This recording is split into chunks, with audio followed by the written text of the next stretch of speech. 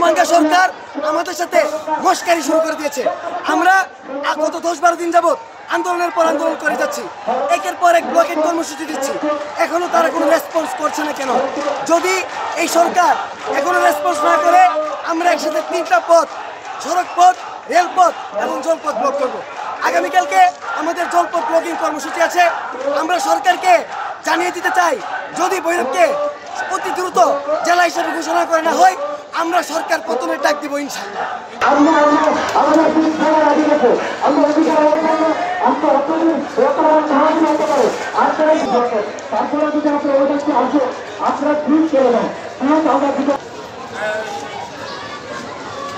আমাদের হেডলাইনটা আসসালামু আলাইকুম, যারা ভলান্টিয়ার আছেন 4 গুণ শক্তিশালী এনজাইম ও অধিক ফেনা সমৃদ্ধ অরিক সিলভার ওয়াশ মাত্র 70 টাকায়।